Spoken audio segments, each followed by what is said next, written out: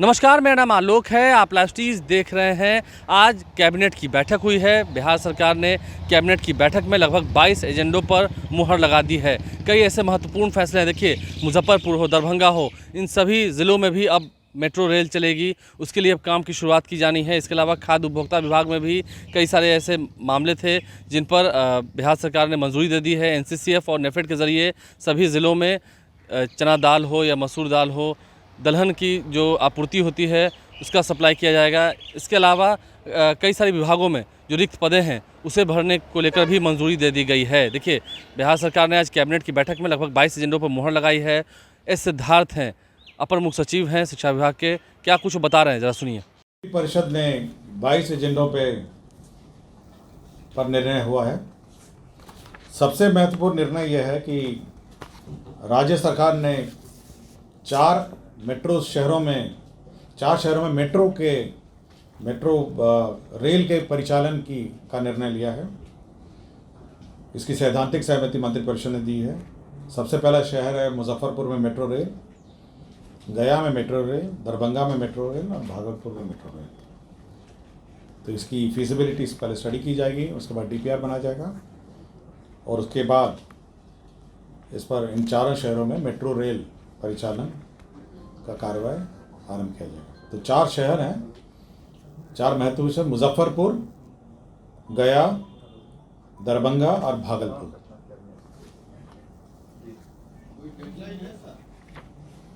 अभी सैद्धांतिक सहमति दी है, इसके बाद इसका फिजिबिलिटी स्टडी किया जाएगा, शहरों का मैप और ये सब है। और उसके बाद इन चारों शहर की फिजिबिलिटी के बाद फिर डीपीआर बनाया जाएगा, फिर कार्रवाई। और इन शहरों में मेट्रो की जो राशि है उसमें सामान्यतः 20% होता है केंद्र का, 20% होता है राज्य सरकार का और 60% जो फाइनेंशियल इंस्टीट्यूशन है उनका होता है। तो ये शेयरिंग पैटर्न भी रहता है इन शहरों में 20-20-60। तो यही व्यवस्था रहती है। और इन चार शहर हैं मुजफ्फरपुर, गया, दरभंगा, भागलपुर।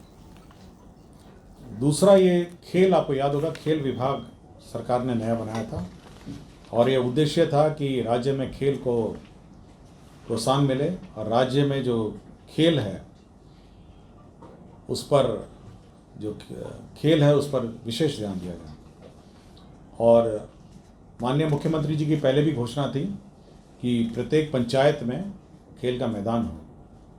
आपको याद होगा कि समाधान यात्रा में जब गए थे तो यह घोषणा उस समाधान यात्रा के क्रम में किया गया था। अब यह निर्णय लिया गया है कि हर पंचायत में खेल क्लब का गठन होगा, स्पोर्ट्स क्लब का, हर पंचायत में, और उसमें खेल की गतिविधियां होंगी और राज्य सरकार समय समय पर इन खेल क्लबों को फाइनेंशियल असिस्टेंस भी देगी। तो ये पहला है कि हर पंचायत में एक खेल क्लब, नगर पंचायत और ग्राम पंचायत में। साथ ही साथ यह भी निर्णय लिया गया कि जहाँ खेल मैदान पंचायतों में नहीं है वहाँ पे भूमि अधिग्रहण की भी कार्रवाई की जाएगी, लैंड एक्वायर करके खेल का मैदान बनाया जाएगा। तो खेल के लिए बहुत महत्वपूर्ण कदम है कि हर पंचायत, नगर पंचायत में खेल क्लब का गठन होगा और साथ ही साथ राज्य सरकार इनको असिस्टेंस दे पाएगी और खेल का मैदान के लिए लैंड एक्वायर होगा। तीसरा है, राज्य सरकार जो परीक्षाएं ली जाती हैं विभिन्न नौकरियों के लिए, आपका बीपीएससी है, कर्मचारी चयन आयोग है और जितनी भी आयोग हैं, उसमें जो परीक्षाएं ली जाती हैं, यह निर्णय लिया गया कि यदि आयोग चाहे तो विभिन्न चरणों में परीक्षा ले सकते हैं। मतलब जैसे बहुत से बड़ी संख्या हो जाती है, लेकिन जो मुख्य परीक्षा होगी, जो मेन परीक्षा होगी, जो फाइनल कट ऑफ वाली परीक्षा होगी, वह पटना और इर्द गिर्द में होगा। इसका तात्पर्य यह है कि सपोज किसी 25 लाख लोगों ने अप्लाई कर दिया। यूजुअली क्या होता है कि पूरे राज्य में परीक्षाएं होती हैं, फिर उसका इवैल्यूएशन होता है और उसको कट ऑफ मान के फिर उसका इंटरव्यू और जो भी क्वालिफाइंग पास हो जाते हैं।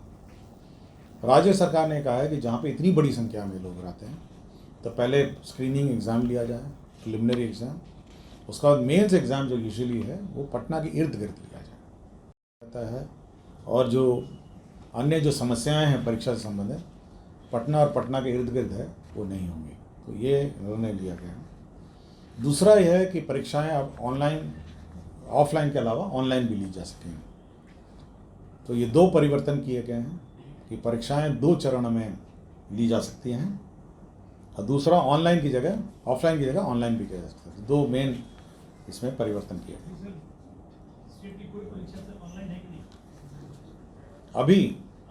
अभी तो ऑनलाइन नहीं है। अभी मतलब जो जितने कमीशन हैं अभी ऑनलाइन भी ले सकेंगे। ये अभी कमीशन पर निर्भर है कि प्रक्रिया क्या है, और विभाग से संपर्क भी करेंगे। ये परीक्षाएं ऑनलाइन ली जा सकती हैं, नहीं ली जा सकती हैं। हाँ, मतलब ये आयोग पे निर्भर है ना, आफ्टर ऑल आयोग ही पर निर्भर है, आयोग ही निर्णय लेगी। बट ये इनेबलिंग क्लॉज है कि परीक्षाएं 2 चरण में ली जा सकती हैं, प्रिलिमिनरी और मेंस। बीपीएससी में तो होता ही है प्रिलिमिनरी और मेंस, बहुत सारी परीक्षाएं एक ही परीक्षाएं हैं। और मौसम को देखते हुए कृषि विभाग ने एक प्रस्ताव लाया था है कि जो डीजल अनुदान है इसके भुगतान के संबंध में निर्णय लिया गया है कि 150 करोड़ की लागत पर डीजल अनुदान योजना लाया गया है।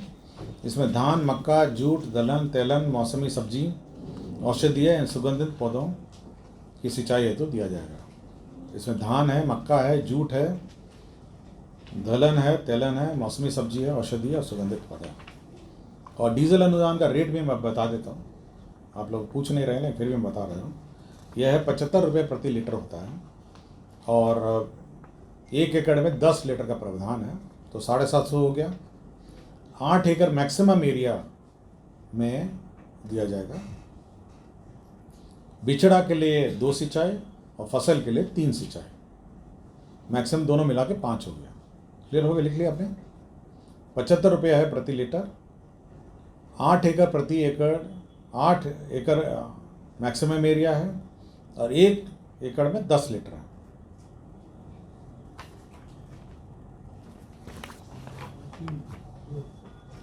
राज्य सरकार ने यह गरीबों के लिए 7 निश्चित 2 योजना के अंतर्गत बहुमंजिली आवासन योजना स्वीकृत बनाने का निर्णय लिया है। और वर्तमान में बिहार राज्य आवास बोर्ड की भूमि पर पीपीपी मोड, जन निजी भागीदारी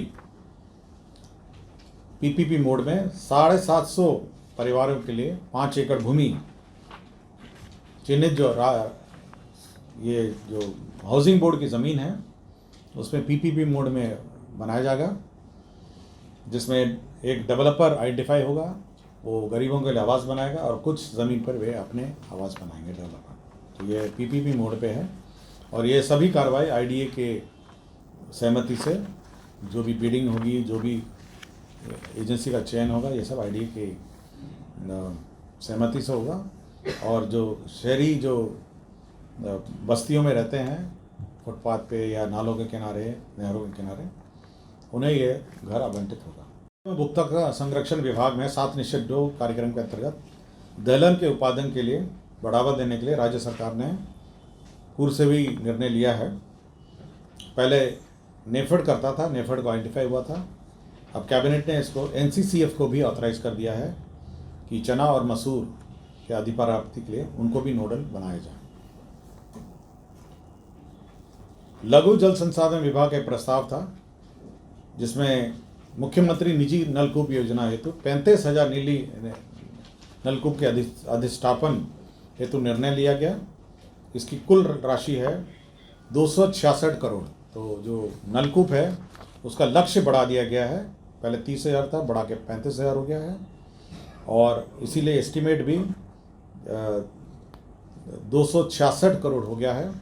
और साथ ही साथ यह भी निर्णय लिया गया कि पूर्व में जो 0.4 एकड़ भूमि वाले किसान मिलने में मुश्किल था, अब यह है कि जो इच्छुक किसान हैं, अगर उनके कमांड क्षेत्र में योग्य भूमि होगी तो उनको भी इसके लिए चिन्हित किया जाएगा और उनको भी यह लाभ दिया जाएगा। यह है मुख्यमंत्री निजी नलकूप योजना है। मतलब अगर उसके यहाँ कमांड एरिया में अगर यह ज़मीन होगी, मतलब जैसे किसान हो और अगल बगल बहुत सारी ज़मीनें हैं, तो उसको भी दिया जाएगा। 0.4 एकड़ से भी अगर कम होगा, उसका अपना कम होगा, बट कमांड एरिया में बहुत सारे किसानों की भूमि होगी तो उसको दिया जाएगा। जो सिंचाई योजना है उसको कार्यान्वयन और उसको मॉनिटरिंग के लिए जो आउटसोर्सिंग एजेंसी के माध्यम से मॉनिटरिंग के लिए निर्णय लिया गया है। इसमें ग्रामीण कार्य विभाग द्वारा आउटसोर्सिंग के लिए कुछ पर्यवेक्षक लिए गए थे। उसी तर्ज पर अब लघु जल संसाधन विभाग भी इंजीनियर्स और सुपरवाइजर्स लेगा।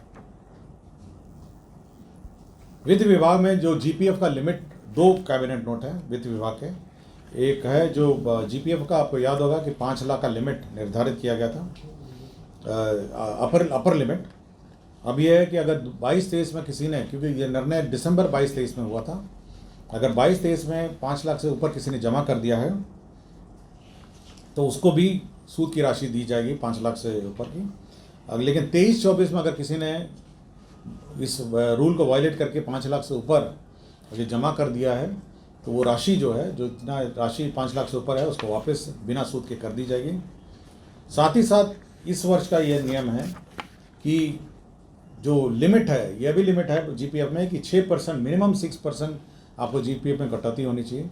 लेकिन जीपीएफ अगर 6% भी 5 लाख से ऊपर अगर हो जाता है लिमिट, तो ये 6% का भी लिमिट शिथिल किया जाए। तो ये 2 कैबिनेट नोट है। ये वित्त विभाग का कैबिनेट नोट है, जीपीएफ के अपर लिमिट का, और दूसरा है जो लोअर लिमिट है, तो वो जो 6% का लिमिट है उसको भी शिथिल कर दिया गया।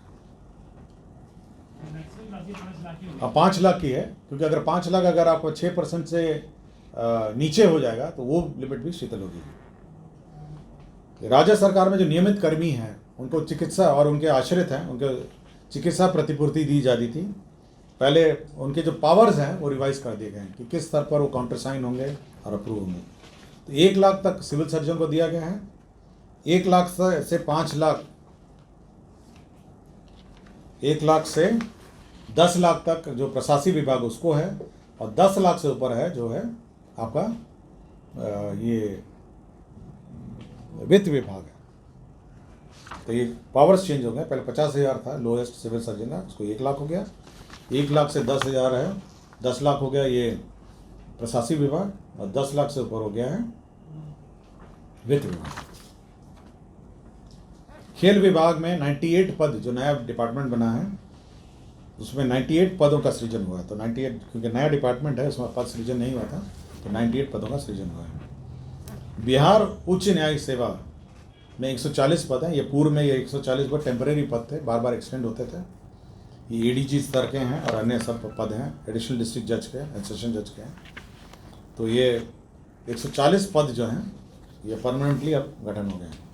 विभाग में 285 पद हैं, जिसमें निम्न वर्गीय लिपिक हैं और उच्च वर्गीय लिपिक हैं। केवल इनका कार्यालय क्या होगा, मतलब इंटर कार्यालय इनका पद सृजन अमेंड किया गया है। ये मुजफ्फरपुर थर्मल पावर, ये ऊर्जा विभाग का प्रस्ताव था। मुजफ्फरपुर थर्मल पावर में जो रिटायर्ड कर्मचारी हैं, जो एनटीपीसी में मुजफ्फर थर्मल पावर में के जो कर्मी हैं, वो रिटायर्ड कर्मी आपके एनटीपीसी में उन्होंने योगदान दिया है, तो उन्हीं के पेंशन लायबिलिटी भुगतान हेतु ट्रस्ट का गठन किया जाना था। इसमें जो वित्तीय बोर्ड का जो एग्जिस्टिंग ट्रस्ट है उसी के माध्यम से ये रिटायर ड्यूज दिया जाएगा, यही निर्णय लिया गया है। ये अधिप्राप्ति का था, जो आपका खरीफ और रबी का अधिप्राप्ति है। इसमें 12,000 करोड़ का ऋण लिया जाना है। इसमें गवर्नमेंट गारंटी राज्य सरकार ने दिया है। ये विभिन्न बैंक से लिया जाएगा। ये 12,000 करोड़ का ऋण है।